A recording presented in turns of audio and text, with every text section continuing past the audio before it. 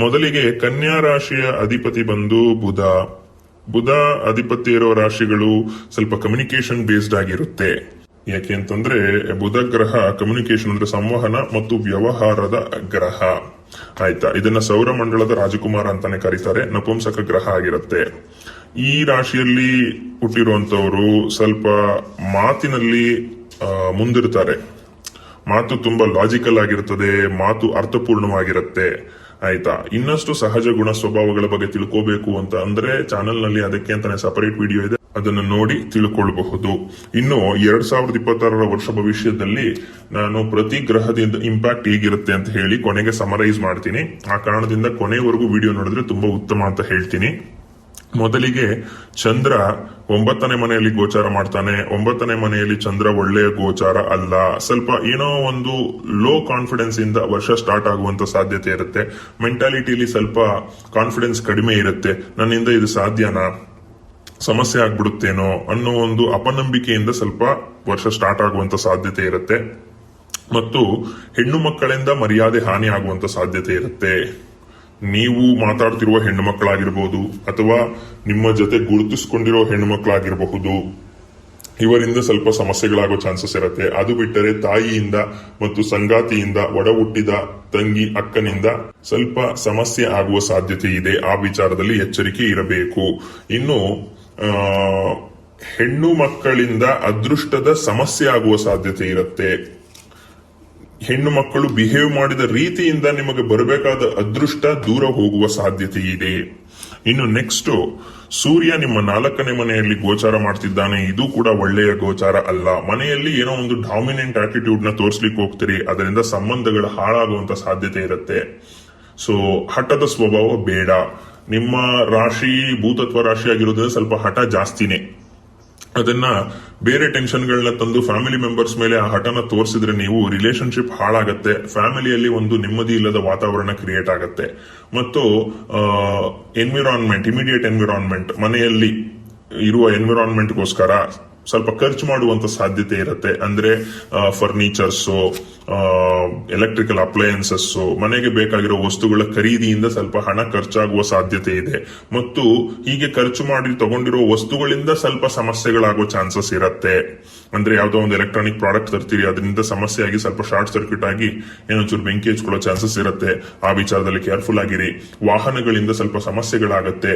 ನಿಮ್ಮ ವಾಹನಗಳು service condition ಚೆನ್ನಾಗಿದ್ಯಾ, ವೆಲ್ ಮೇಂಟೈನ್ಡ್ ಇದೆಯಾ ಅಂತ ನೋಡ್ಕೊಳ್ಳಿ. ಇಲ್ಲಾಂದ್ರೆ ಎಲ್ಲಾದ್ರೂ ಹೋಗುವಂತ ಸಮಯದಲ್ಲಿ, ಇಂಪಾರ್ಟೆಂಟ್ ಕೆಲಸಕ್ಕೆ ಹೋಗುವಂತ ಸಮಯದಲ್ಲಿ ತೊಂದರೆ ಆಗಿ ಆ ಕೆಲಸಕ್ಕೆ ಮಣ್ಣು ಬೀಳುವ ಸಾಧ್ಯತೆ ಇದೆ. ಇನ್ನು ನೆಕ್ಸ್ಟ್, ಗುರು ನಿಮ್ಮ 10ನೇ ಮನೆಯಲ್ಲಿ ಗೋಚಾರ ಮಾಡ್ತಾನೆ. 10ನೇ ಮನೆಯಲ್ಲಿ ಗುರುಬಲ ಇಲ್ಲ, ಆದರೂ ಕೂಡ 10ನೇ ಮನೆಯ ಗೋಚಾರ ಒಳ್ಳೆಯದೇ ಗುರು. ಯಾಕೆಂದ್ರೆ ಗುರು ಯಾರಿಗೂ ತೊಂದರೆ ಮಾಡೋದಿಲ್ಲ, ಬೆನಿಫಿಟ್ಸ್ ಮಾಡ್ತಾನೆ.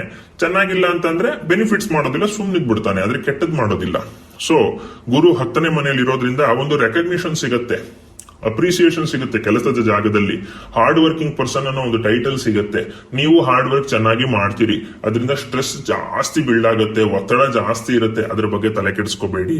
ನೆಕ್ಸ್ಟ್ 11ನೇ ಮನೆಗೆ ಗುರು ಬಂದಾಗ, ತನ್ನ ಉಚ್ಚ ರಾಶಿಯಲ್ಲಿ ಬಂದಾಗ ನಿಮಗೆ ಒಳ್ಳೆ ಬೆನಿಫಿಟ್ ಸಿಗುತ್ತೆ, ಒಳ್ಳೆ ರಿಸಲ್ಟ್ ಸಿಗುತ್ತೆ. ಈಗ ಮಾಡಿದ ಎಲ್ಲಾ ಎಫರ್ಟ್ಸ್ ಇಂದ ನಿಮಗೆ ಅವಾಗ ಬೆನಿಫಿಟ್ಸ್ ಆಗತ್ತೆ. ಆಯ್ತಾ, ಸೊ ನಿಮಗೆ ಎಕ್ಸ್ಟ್ರಾ ವರ್ಕ್ ಲೋಡ್ ಇದ್ರೆ ಅದನ್ನ ಹಾರ್ಡ್ ವರ್ಕ್ ಮಾಡಿ ಕಂಪ್ಲೀಟ್ ಮಾಡಿ, ನಿಮಗೆ ಮುಂದೆ ಬೆನಿಫಿಟ್ಸ್ ಇದೆ. ಇನ್ನು ಒತ್ತಡದಿಂದ ಸ್ವಲ್ಪ ಆರೋಗ್ಯ ಸಮಸ್ಯೆಗಳಾಗೋ ಚಾನ್ಸಸ್ ಇದೆ. ಎಸ್ಪೆಷಲಿ ಒತ್ತಡದಿಂದ ಆಗುವಂತದ್ದು ಅಂತಂದ್ರೆ ಗ್ಯಾಸ್ಟ್ರಿಕ್ ಸಮಸ್ಯೆ. ಹೇಗೆ ಅಂತಂದ್ರೆ ಊಟ ಟೈಮ್ಗೆ ಕರೆಕ್ಟ್ ಆಗಿ ಮಾಡ್ಲಿಕ್ಕೆ ಆಗೋದಿಲ್ಲ, ಅದರಿಂದ ಗ್ಯಾಸ್ಟ್ರಿಕ್ ಜಾಸ್ತಿ ಆಗತ್ತೆ.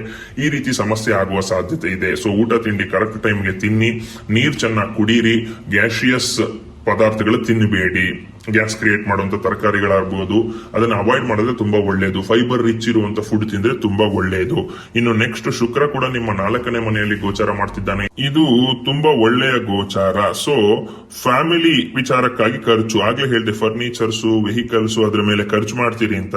ಖರ್ಚು ಮಾಡ್ತೀರಿ, ಅದರಿಂದ ಸುಖ ಸಮೃದ್ಧಿ ಎಲ್ಲ ಬರುತ್ತೆ. ಆದ್ರೆ ಅವಶ್ಯಕ ಖರ್ಚು ಯಾವುದು, ಅನವಶ್ಯಕ ಖರ್ಚು ಯಾವುದು ಅಂತ ತಿಳ್ಕೊಂಡು, ಡಿಫರೆನ್ಸ್ ತಿಳ್ಕೊಂಡು ನಂತರ ಖರ್ಚು ಮಾಡಿದ್ರೆ ತುಂಬಾ ಒಳ್ಳೆಯದು. ಒಟ್ನಲ್ಲಿ ಫ್ಯಾಮಿಲಿ ಮೆಂಬರ್ಸ್ ಅಥವಾ ನಿಮ್ಮ ಫ್ಯಾಮಿಲಿಯ ಕಂಫರ್ಟ್ ಗಾಗಿ ನೀವು ಖರ್ಚು ಮಾಡುವ ಯೋಗ ಇದೆ. ಲಕ್ಸುರಿಯಸ್ ಲೈಫ್ ಎಕ್ಸ್ಪೀರಿಯನ್ಸ್ ಮಾಡುವ ಚಾನ್ಸಸ್ ಇದೆ. ಯಾರು ಕಾರ್ಗಳಿದೆ, ಇದನ್ನ ಮಾರ್ಬಿಟ್ಟು ನಾನು ಒಂದು ಲಕ್ಸುರಿಯಸ್ ಕಾರ್ ತಗೋಬೇಕಪ್ಪ ಅಂತ ಯೋಚನೆ ಮಾಡ್ತಿರ್ತೀರಿ, ಅದರಲ್ಲಿ ಸಕ್ಸೀಡ್ ಆಗುವಂತ ಚಾನ್ಸಸ್ ಇರುತ್ತೆ. ಆದ್ರೆ ಅವಶ್ಯಕತೆ ಇದ್ರೆ ಮಾಡಿ, ಅನವಶ್ಯಕ ಇದ್ರೆ ಮಾಡಕ್ ಹೋಗ್ಬೇಡಿ. ಸುಮ್ನೆ ಒತ್ತಡ ಮಾಡ್ಕೊಳಕ್ ಹೋಗ್ಬೇಡಿ. ಇನ್ನು ನೆಕ್ಸ್ಟ್ ಬುಧ ಕೂಡ ನಿಮ್ಮ 4ನೇ ಮನೆಯಲ್ಲಿದ್ದಾನೆ. ಶುಕ್ರ, ಬುಧ, ಸೂರ್ಯ ಮತ್ತು ಕುಜ ಇವರಿಷ್ಟು ಜನ 4ನೇ ಮನೆಯಲ್ಲಿದ್ದಾರೆ.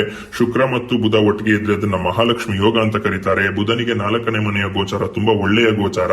ಆ ಕಾರಣದಿಂದ ಲಕ್ಷ್ಮಿ ಕಟಾಕ್ಷ ಆಗುತ್ತೆ. ಫ್ಯಾಮಿಲಿಯಲ್ಲಿ ಪೆಂಡಿಂಗ್ ಇದ್ದ ಕೆಲಸಗಳು ಮುಗಿದು ಅದರಿಂದ ಹಣ ಬರುತ್ತೆ. ಅಂದ್ರೆ ಯಾವುದೋ ಒಂದು ಸೈಟ್ ಪ್ರಾಪರ್ಟಿನೋ ಸೇಲ್ ಆಗಿದೆ, ಲಿಟಿಗೇಷನ್ ಇದೆ, ಅದು ಎಷ್ಟು ವರ್ಷದಿಂದ ಹಂಗೆ ಪೆಂಡಿಂಗ್ ಇದೆ, ಅಗ್ರಿಮೆಂಟ್ ಸ್ಟೇಜ್ ಅಲ್ಲೇ ಇದೆ, ದುಡ್ಡು ಬರ್ಲಿಲ್ಲಪ್ಪ ಅಂತ ಯೋಚನೆ ಮಾಡ್ತಿರ್ತಿರಲ್ಲ, ಅದು ಕಂಪ್ಲೀಟ್ ಆಗಿ ಈಗ ನಿಮಗೆ ಹಣ ಸಿಗುವಂತ ಚಾನ್ಸಸ್ ಜಾಸ್ತಿ ಇದೆ. ಅದರ ಜೊತೆಗೆ ಫ್ಯಾಮಿಲಿ ಬಿಸ್ನೆಸ್ ಮಾಡ್ತಿರೋರು, especially sales, marketing, electricals, electronics, ಈ ಹಾರ್ಡ್ವೇರ್ ಟೂಲ್ಸ್ ಇದನ್ನೆಲ್ಲ ಮಾಡ್ತಿರ್ತಾರಲ್ಲ, ಫ್ಯಾಮಿಲಿ ಬಿಸ್ನೆಸ್ ಅಂತ ಕಂಟಿನ್ಯೂ ಮಾಡ್ತಿರ್ತಾರಲ್ಲ, ಅವರಿಗೆ ಒಳ್ಳೆ ಲಾಭ ಇದೆ. ಮಾತಿನಿಂದ ಲಾಭ ಇದೆ, ವ್ಯವಹಾರ ಲಾಭ ಇದೆ, ಮತ್ತು ಕುಟುಂಬದಲ್ಲಿ ಒಳ್ಳೆ ವಾತಾವರಣ ಕೂಡ ಇರುತ್ತೆ ಮಾತುಕತೆಯಿಂದ. ಆಗ್ಲೇ ಸೂರ್ಯನಿಂದ ಸ್ವಲ್ಪ ವಾತಾವರಣ ಹಾಳಾಗೋ ಚಾನ್ಸಸ್ ಇದೆ ಅಂತ ಹೇಳಿದ್ದೆ. ಅದು ಯಾವಾಗ ನೀವು ಡಾಮಿನೆಂಟ್ ಆಗಿ ನಿಮ್ಮ ಮಾತೇ ನಡಿಬೇಕು ಅನ್ನೋ ಹಠ ಮಾಡಿದಾಗ ಮಾತ್ರ, ಇಲ್ಲದಿದ್ರೆ ಚೆನ್ನಾಗಿ ಸುಖಮಯವಾಗಿ ಇರುತ್ತೆ. ಇನ್ನು ನೆಕ್ಸ್ಟ್ ಶನಿ ನಿಮ್ಮ 7ನೇ ಮನೆಯಲ್ಲಿ ಗೋಚಾರ ಮಾಡ್ತಿದ್ದಾನೆ. ಇದು ಒಳ್ಳೆಯ ಗೋಚಾರ ಅಲ್ಲ. ಪಾರ್ಟ್ನರ್ಶಿಪ್ ವಿಚಾರದಲ್ಲಿ ಕಲಹಗಳು, ಪಾರ್ಟ್ನರ್ಶಿಪ್ ವಿಚಾರದಲ್ಲಿ ತೊಂದರೆಗಳು, ಒಂದು ಕ್ಲಾರಿಟಿ ಇರೋದಿಲ್ಲ, ಸಮಸ್ಯೆಗಳು ಕ್ರಿಯೇಟ್ ಆಗ್ತಾನೆ ಇರ್ತದೆ. ಪಾರ್ಟ್ನರ್ಶಿಪ್ ಅಂದ್ರೆ ಯಾವುದು? ಪರ್ಸನಲ್ ಪಾರ್ಟ್ನರ್ಶಿಪ್ ಅಂದ್ರೆ ಮದುವೆ, ಲವ್ ಅಫೇರ್, ರಿಲೇಶನ್ಶಿಪ್ ಇರ್ಬೋದು. ಇನ್ನು ಪ್ರೊಫೆಷನಲ್ ಅಂತಂದ್ರೆ ಒಂದು ಪ್ರೊಫೆಷನಲ್ ಬಿಸ್ನೆಸ್ ಪಾರ್ಟ್ನರ್ಶಿಪ್ ಇರ್ಬೋದು. ಇಲ್ಲಿ ಸ್ವಲ್ಪ ಸಮಸ್ಯೆಗಳಾಗೋ ಚಾನ್ಸಸ್ ಇರುತ್ತೆ. ನೀವು ನಾನು ಹೇಳಿದ್ದೆ ಸರಿ ಅನ್ನೋ ತರ ವಾದ ಮಾಡ್ಲಿಕ್ಕೆ ಹೋದ್ರೆ ಅದು ಇನ್ನಷ್ಟು ಸಮಸ್ಯೆನ ಉಲ್ಬಣ ಮಾಡ್ತಾ ಹೋಗುತ್ತೆ. So terms and condition set ಮಾಡುವಾಗ ಆಪೋಸಿಟ್ ಪರ್ಸನ್ಗೂ ಬೆನಿಫಿಷಿಯಲ್ ಆಗಿ ನೀವು ಯೋಚನೆ ಮಾಡಬೇಕು. ಯಾಕೆಂದ್ರೆ ಪಾರ್ಟ್ನರ್ಶಿಪ್ ಅಂತಂದ್ರೆ ಇಬ್ಬರಿಗೂ ಲಾಭದಾಯಕವಾಗಿರ್ಬೇಕು, ನಿಮ್ಮೊಬ್ಬರಿಗೆ ಲಾಭದಾಯಕವಾಗಿರಬಾರ್ದು. ಸೊ ನೀವು ನಿಮ್ಮ ವಿಚಾರ ಮಾತ್ರ ನೋಡ್ಕೊಂಡು ಲಾಭ ನೋಡ್ಕೊಳಕ್ ಹೋದ್ರೆ ಅದು ನಿಮಗೆ ಬೆನಿಫಿಟ್ ಆಗೋದಿಲ್ಲ. ಸೊ ಆ ವಿಚಾರದಿಂದ ಪಾರ್ಟ್ನರ್ಶಿಪ್ ವಿಚಾರದಲ್ಲಿ ಅದು ಮಾತುಕತೆ ಆಗಿರ್ಬೋದು, ವ್ಯವಹಾರನೇ ಆಗಿರ್ಬೋದು, ಸ್ಟಾರ್ಟ್ ಮಾಡ್ತಿರ್ಬೋದು ಅಥವಾ ನಡೀತಾನೆ ಇರ್ಬೋದು, ತುಂಬಾ ಕೇರ್ಫುಲ್ ಆಗಿರ್ಬೇಕು.